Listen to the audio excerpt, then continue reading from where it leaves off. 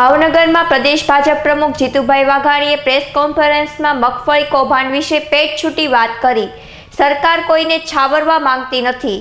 ભાવનગર પશ્ચિમના ધારાસભ્ય એવં પ્રદેશ ભાજપ પ્રમુખ જીતુભાઈ વાઘાણીએ સર્કિટ હાઉસ ખાતે પત્રકાર પરિષદ યોજી હતી। પત્રકાર પરિષદમાં પત્રકારો સાથેની વાતચીતમાં તેમણે જણાવ્યું હતું કે સરકારે 10 લાખ મેટ્રિક ટન મગફળી ખરીદી હતી। તે પૈકીની 4.5 લાખ ટન મગફળી વેપારીઓને વેચવામાં આવી હતી। તેમાંથી કોઈની ફરિયાદ આવી નથી કે ક્યાંય ગેરરીતિ દાખવવામાં આવી નથી। મગફળીના ગોડાઉનમાં લાગેલી આગ સંદર્ભે પૂછાયેલા પ્રશ્નોના પ્રત્યુત્તર આપતા તેમણે જણાવ્યું હતું કે આ ઘટનામાં પૂર્વ આયોજિત કોઈ કાવતરું હોવાના પુરાવા મળ્યા નથી। પ્લાનિંગ સાથે કરવામાં આવેલું આ કૃત્ય નથી। આ સરકારે ખેડૂતોના હિતમાં ચિંતા કરી છે। મગફળીના ગોડાઉનમાં લાગેલી આગ એ કૌભાંડ નથી તેવા બચાવ પછી તેમણે યુ-ટર્ન લીધો હતો અને ઉમેર્યું હતું કે ક્યાંય ગેરરીતિ થઈ હશે કે કૌભાંડ થયું હશે તો તેમાં સંડોવાયેલા કોઈ પણ પક્ષના હશે તેને છોડવામાં આવશે નહીં। પ્રદેશ ભાજપ પ્રમુખ જીતુભાઈ વાઘાણીએ કોંગ્રેસ પર પ્રહાર કરતા કહ્યું હતું કે કોંગ્રેસ સત્તા વગર તરફડિયા મારે છે, અરાજકતા ફેલાવે છે। ભૂતકાળમાં ખેડૂતોના પાકને સલામત ન હતો, આજે ખેડૂત અને ખેડૂતોના પાકની સલામતી વધી ગઈ છે।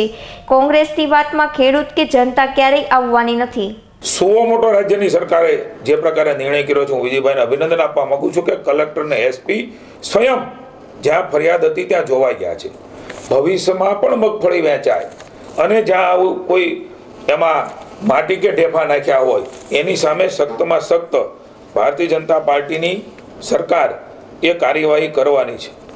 ખેડૂતોના હિતની ચિંતા એ હંમેશા ભારતીય જનતા પાર્ટીની સરકારે કરી છે। કૌભાંડના નામે વાત કરનારા લોકોને હું કહેવા માંગુ છું કે 4.5 લાખ ટન મગફળી એ માર્કેટમાં વેપારીઓ લઈ ગયા છે। એક પણ ફરિયાદ ત્યાં આવી નથી। કેટલીક જગ્યાએ કોઈએ ગેરરીતિ કરી હોય, માનનીય મુખ્યમંત્રી શ્રી વિજયભાઈ સાથે અગાઉ પણ વાત કરી છે, આજ સવારે પણ મેં વાત કરી છે। કોંગ્રેસના કેટલાક મિત્રો, ભારતીય જનતા પાર્ટીના પદાધિકારીઓ, ભાજપના આગેવાનોએ કૌભાંડ કર્યું।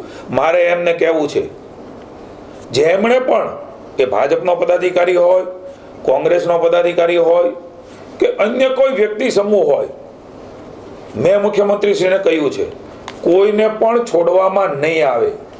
એ વ્યક્તિએ કરેલું ગેરરીતિ છે, એ કોઈ કૌભાંડ નથી અને છતાં પણ રાજ્યની સરકાર એ કોઈને છોડવાની નથી। મેં પણ વિનંતી કરી છે, આમાં કોઈ પક્ષ ન હોય, કોઈ પણ વ્યક્તિએ ગેરરીતિ કરવાનો પ્રયાસ કર્યો હોય, કોઈ પક્ષ સાથે જોડાયેલો હોય, એમની સામે સખ્તમાં સખ્ત કાર્યવાહી એ રાજ્યની સરકાર એ કરશે। ખેડૂતોને ગોળીએ દેનારા લોકો એ ખેડૂતોની ચિંતા કરવા નીકળ્યા છે, ખેડૂતોને ઉશ્કેરવા નીકળ્યા છે। રાજ્યમાં અરાજકતાનું વાતાવરણ ફેલાય, પ્રશ્નોને ઉશ્કેરીજનક રીતે, કારણ કે પ્રત્યક્ષ રીતે કોંગ્રેસ રાજ્યમાંથી ધોવાઈ ગઈ છે, દેશમાં નરેન્દ્રભાઈના નેતૃત્વમાં ધોવાઈ ગઈ છે, ત્યારે અકારણ રાજ્યની અંદર અશાંતિ ડોળવાનો પ્રયાસ કરે છે। મારે એને કહેવું છે કે તમારા ધ્યાનમાં કોઈ પણ જગ્યાએ ગેરરીતિ થઈ હોય એવું ધ્યાનમાં આવે તો ચોક્કસ જાણ કરો।